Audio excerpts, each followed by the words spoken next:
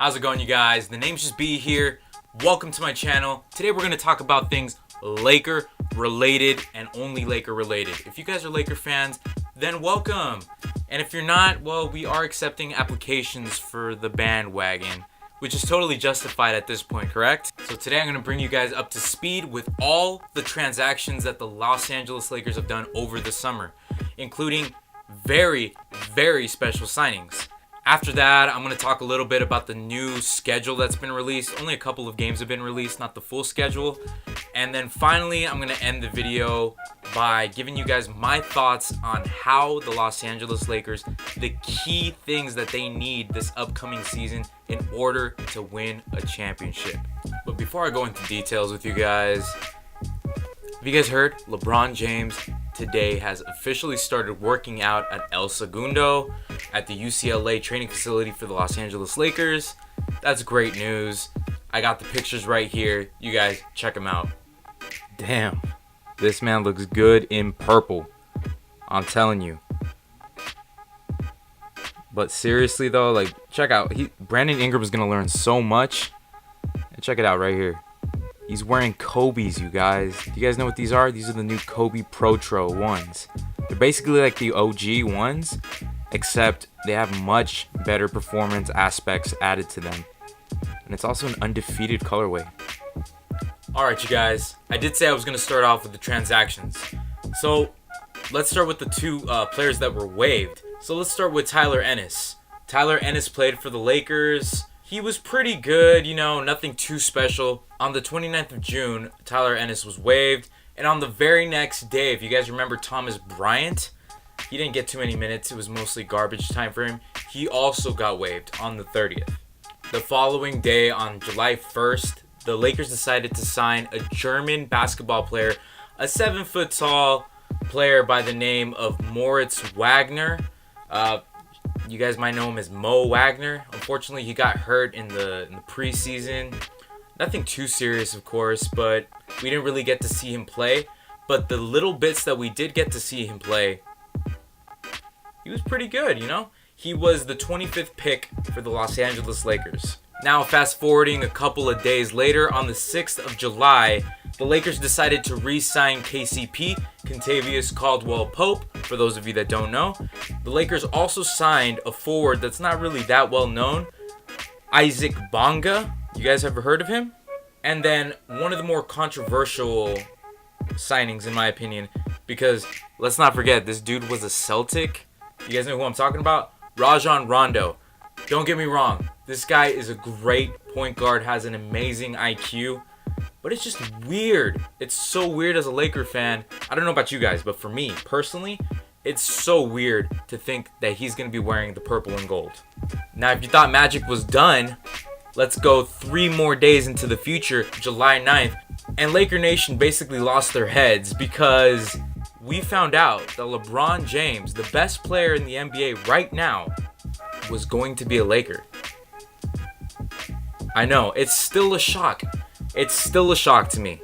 I don't know about you guys, but for me, it is still something that it's like, I don't think we're truly going to grasp the concept until the season actually starts. We're going to have the situation where we need a player to take over, situations where we need instant offense, because LeBron James is a tank. I've said it countless times. He is a tank. And not only is he a tank, he can shoot the mid-range. He's got the fadeaway now. He's got a really nice, decent 3. Let's not get carried away. He's no Steph Curry, but man, can the guy shoot now. So Magic Johnson thought to himself, you know what? I signed the best player in the NBA. Let's not stop there. So what did he do? The following day, he decided to sign JaVale McGee, Mr. MVP for Shaqtin' a Fool. I understand. You guys, some of you may be concerned, but this guy can play, you know. And he's been known to have extended his game to more, you know, outside. He can shoot the 3 pretty decently. He's really good on the defensive end when he's not acting a fool. Let's hope that those days are behind him.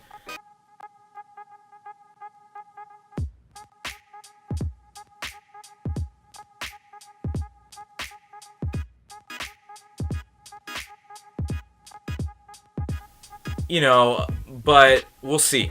We'll see. And then speaking of clowns, Magic Johnson thought, I'm not going to stop there. No, I'm going to be an overachiever.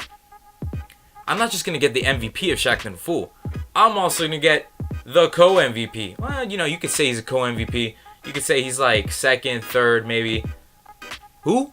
Lance Stevenson. Mr. Blowing LeBron James's ear. Mr. Showboater himself. The guy can ball. Man, the guy can ball. And when he defends, he is locked down. It's weird to think that once upon a time, LeBron James and Lance Stevenson did not really get along. And now, all of a sudden, they're on the same team. On the same day, the Lakers were not done signing. I don't know if you guys were watching Summer League, but a young man impressed me quite a bit with his shooting potential. Some might say that he was a steal. I'm probably butchering his name, but I'm going to try my best. His name is Svi Mikhailovic. Mikhailovic? Something like that. This guy can flat out shoot the ball.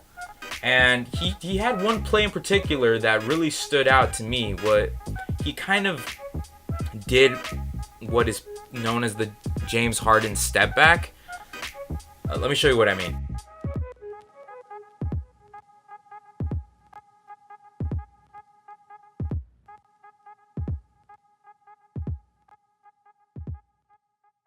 But hey, I'm happy with this pickup.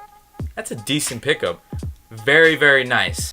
And then finally on the 23rd of July, the Los Angeles Lakers decided to sign Michael Beasley, also known as the number 2 pick in the 2008 draft, which is crazy to say, but that was 10 years ago. The problem that I have with Michael Beasley is that he reminds me a lot of, I don't know if you guys remember, D'Angelo Russell, in a way that I think they're just childish. I think that they don't have the right mindset, the Mamba mentality per se, to get the job done. Of course, he was balling out last year with the Knicks. Let's hope that carries over to the Los Angeles Lakers. And I know you guys are probably wondering, what about Julius Randle, B? And to that, I gotta say a couple things.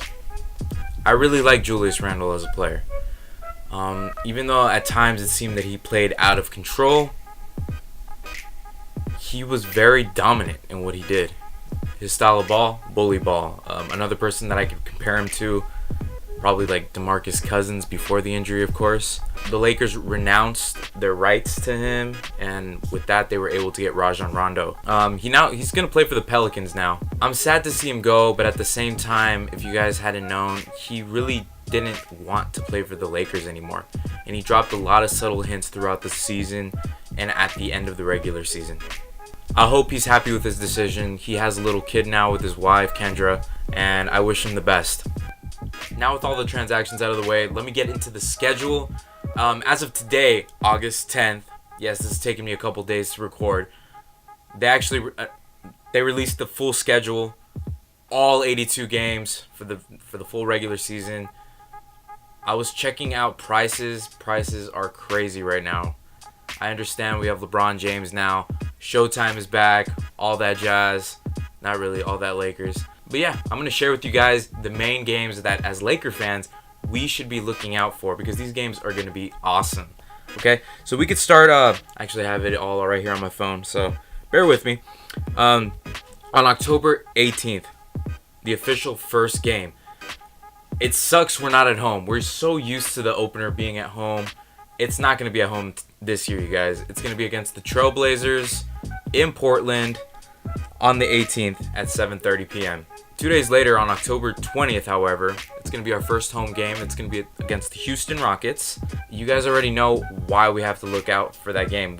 They got Melo now. Obviously, we want to see how we're going to do against the powerhouse Houston Rockets, which, if you guys remember, last year they gave the Warriors a run for their money. If it hadn't been for Chris Paul getting hurt, I'm pretty sure, and I could say this with absolute clarity, the Houston Rockets would have beat the Warriors last year. I know, pretty controversial stuff, right? Obviously, another very important date to look out for is December 25th, Christmas. And that's going to be against the Warriors. Everybody wants to see this matchup. I'm pretty sure everyone who's an NBA fan, a basketball fan, wants to see LeBron go against Curry, against the Warriors, against Clay, against Kevin Durant, you name it, you know? You just want to see how the Lakers, because the way that Magic Johnson made it seem to us as Laker fans is that they were preparing the team defensively to go against a perimeter heavy team just like the Warriors are. You know, they're perimeter heavy. They specialize in the three-point shot, in the mid-range, that sort of thing, and obviously fast break. And if you guys were thirsty for a second W against the Golden State Warriors at home, look no further. The 21st, Martin Luther King Jr. Day, we're going to get our chance to beat the Warriors again at home, Staples Center. So you guys keep your eyes peeled for that one. Now, the last thing I want to talk about are what I think the 5 main keys that the Lakers need in order to win a championship. Now, a lot of people are saying that we need Kawhi Leonard the following year, which I don't think is necessarily true. And let me tell you why. Key number 1, the youth. We got Josh Hart. We have Kyle Kuzma. Lonzo Ball, I still have faith in, even though his shot is so broken. And Brandon Ingram. Brandon Ingram is going to be a KD one day. Mark my words. We have a very, very gifted young group of individuals who know what their roles are. And especially now that LeBron James is in town, he's going to make sure that he sets roles for each of our young guys. Not to mention the 2 rookies, Svi and what's his name, Mo. So for the first key that I'm talking about is we have to continue to develop our youth. We can't just rely on LeBron James to drive to the basket every single time. He could distribute the ball, obviously, but our youth has to be in focus still. Now, the second key, a little bit less basketball related, more, unfortunately, LeVar Ball related. Yeah, I can't believe I'm actually talking about this dude. He still finds ways to stick his head in places that he does not belong. If the Lakers can keep his comments to a minimum and keep him in check, then the Lakers are really going to benefit from that, because in my opinion, I don't agree with 90% of what this guy says. I know, that's just how he is, that's how he gets his publicity and how he made his boys famous, and that's fine, you know? But there's a line, and I think he's drawn that line a long time ago. So the third key, like I was talking earlier about Lonzo Ball's shot, I feel like he has to fix that.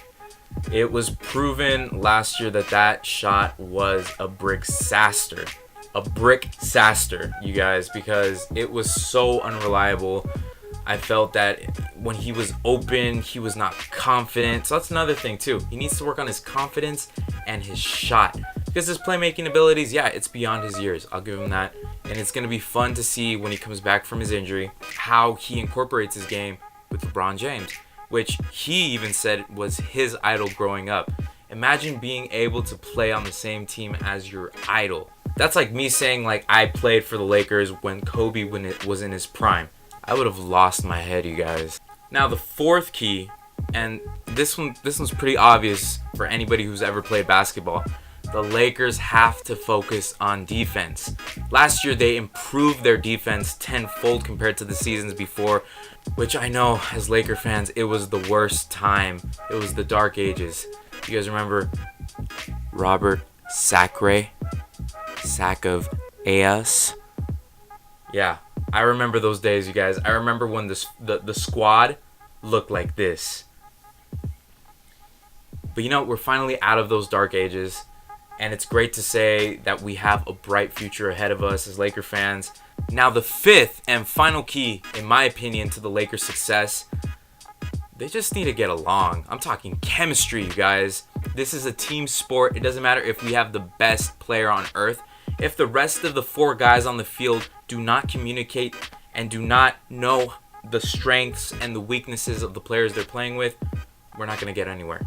It's going to be the same disaster as when we brought Dwight Howard over and Steve Nash. Yeah, we thought it was a super team back in the day, and look what happened.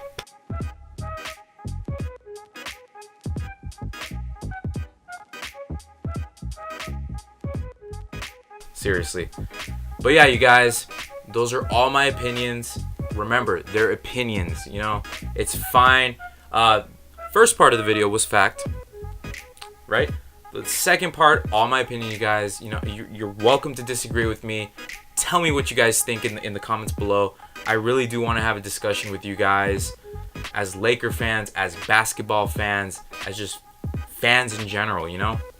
It's a beautiful game, basketball, for real. It is such a great game. I love talking about it. I'm very passionate about it. And if you guys like this video and want more videos like this, let me know. Leave a like, subscribe, hit that bell for the notifications. And like always, the names just be here. You guys have a great rest of your day, and thanks so much for watching.